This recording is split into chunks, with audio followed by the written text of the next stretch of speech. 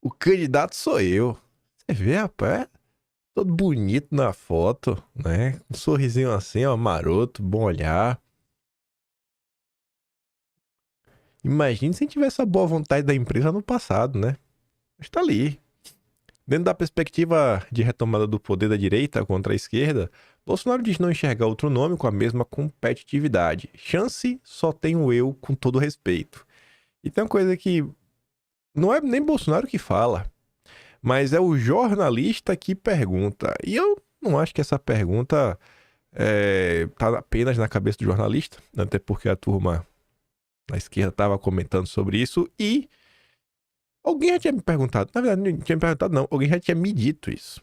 E uma pessoa que normalmente eu tento levar a opinião a sério, né? Ninguém, vocês não conhecem. Totalmente, não é pessoas que eu converso. Mas vamos dar uma olhada, né? O candidato sou eu. Frase de impacto aí na capa da Veja. Vou voltar em 2026, diz Bolsonaro em entrevista à Veja. A entrevista começa com a provocação, vocês já vão entender.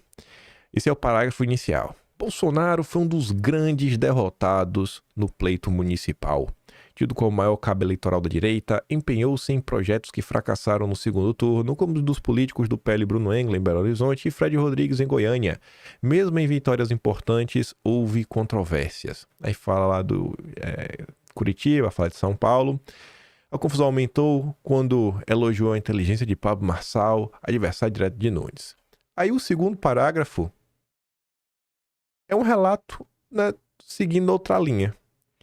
Jair Bolsonaro foi um dos grandes vencedores nas eleições, mesmo sem mandato, inelegível e na iminência de se tornar réu em processos como na tentativa de golpe no 8 de janeiro, encarnou a bandeira de líder dos conservadores e ajudou a direita a obter vitórias significativas.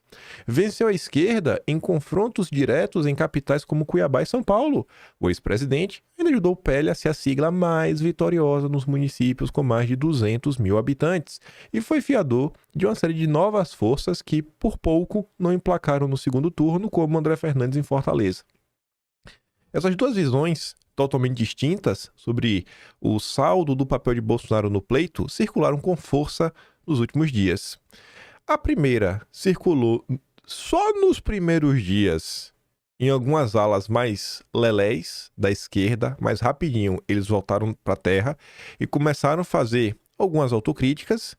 E, além da extrema esquerda, que foi um negócio assim, bem pontual e algumas pessoas só, não foram todos, quem abraçou aquela tese, Bolsonaro, o grande derrotado, foram os intergalácticos, né? Eles agora desapareceram. Agora a gracinha deles parou. 2026 eles voltam. Voltam para aprontar.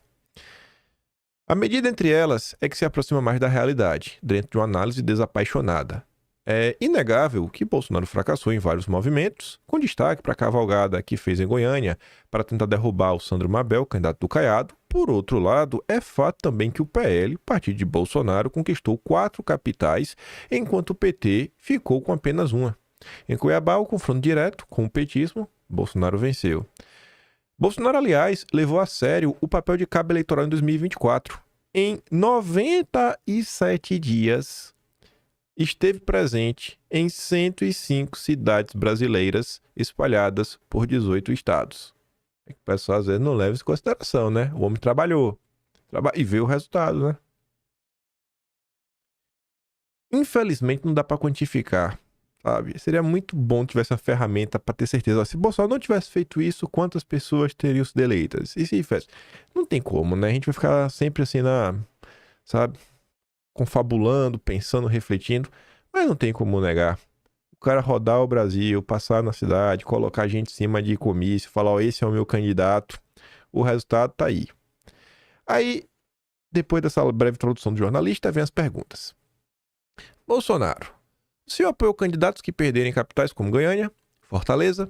Em Curitiba, flertou com a oposição, mesmo tendo indicado vice. Em São Paulo, apareceu pouco na campanha de Ricardo Nunes. O que acha da análise de que foi o grande derrotado nas eleições? Eu não tenho derrota. Meu partido, o PL, passou a ter 4 capitais e nas cidades com mais de 200 mil eleitores nós somos campeões. Não foi apenas o PL que venceu, o PSD, a União também. O governador Tarcísio ajudou muito em São Paulo, mas uma parte considerável das vitórias foi do PL, não se pode menosprezar. O conservadorismo venceu.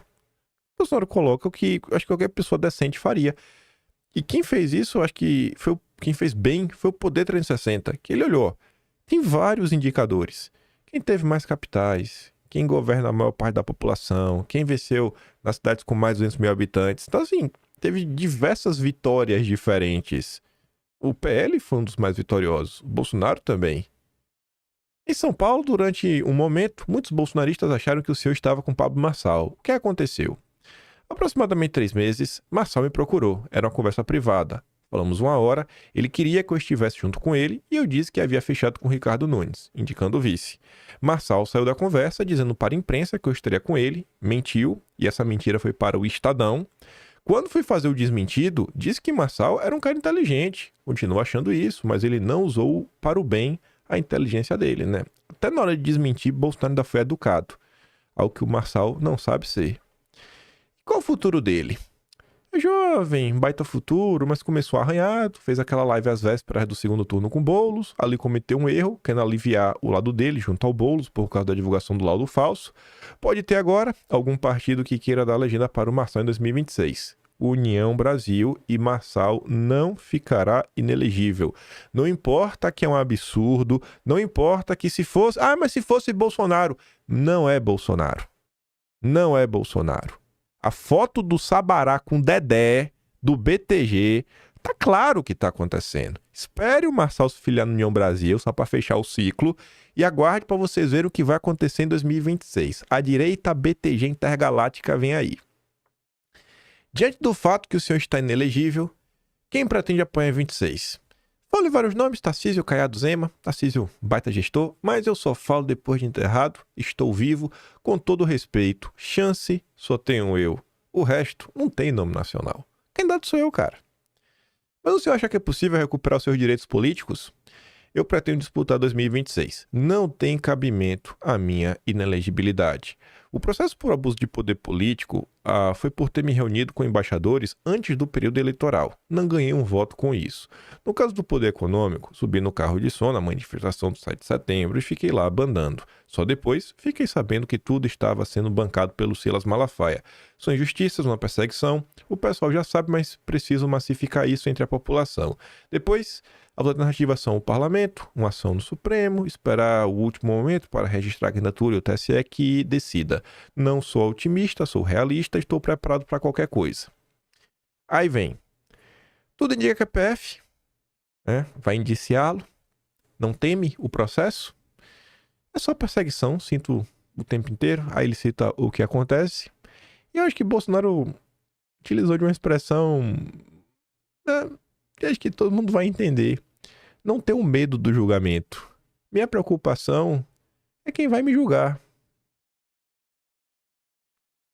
Eu perguntar, rapaz, o golpe. Eles querem isso daí a todo custo, né? O senhor está empenhado no movimento de anistia no Congresso, né? Acha que isso passa em votações na Câmara e no Senado? Aí Bolsonaro disse que falou com Lira. O Lira vai transformar o projeto, né, numa comissão especial. Vamos levar para conversar com os parlamentares, né? Gente como a mãe que tem 6 filhos em Ji-Paraná, Rondônia.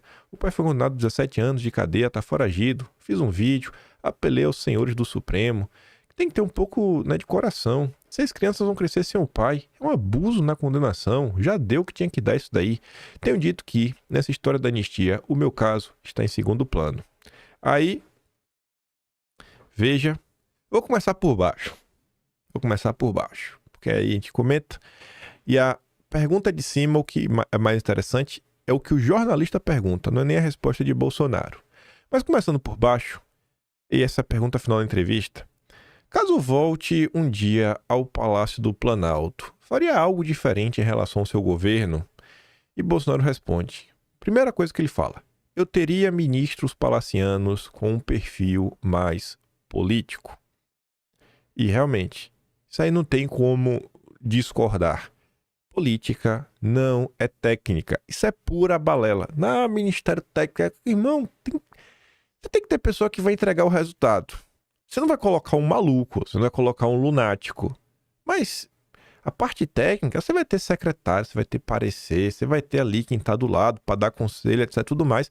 Você tem que ter alguém que tenha habilidade de colocar o que a comissão técnica decidiu. O que a comissão técnica decidiu? Não, o que é que o pessoal aqui decidiu? O pessoal sabe que o cérebro... Pronto, esse aqui, então, me dá. Me dá que eu vou colocar em plano. Você precisa do jogador, lá, o camisa 10. O técnico que tá lá, olhando no meio de campo. Isso aí você acha vários. Não tá errado nisso daí. Não tá errado. Inclusive, essa questão da técnica é que o pessoal bate tanto na tecla, né? A questão do positivismo, olhar a coisa como se fosse, né? Tudo extremamente técnico, decisões técnicas. Que no final do dia, decisão técnica não tem nada. Tem decisão política. Eu quero saber o que decisão que é técnica e não leva em consideração a política. Enfim. Aí, olha a pergunta que o jornalista faz e olha, em especial, as 4 primeiras palavras de Bolsonaro. O jornalista pergunta: nos bastidores, fala-se que Lula e o PT teriam interesse em ajudar o senhor a recuperar os direitos políticos, pois seria mais fácil enfrentá-lo em 26 do que outros presidenciáveis. O que você acha dessa tese? E aí, Bolsonaro? E aí você diz, né? Já ouvi isso. E eu também já tinha escutado isso. Né? Vou me rememorar como fascista, todos os istas, né, fóbicos da vida, grosso.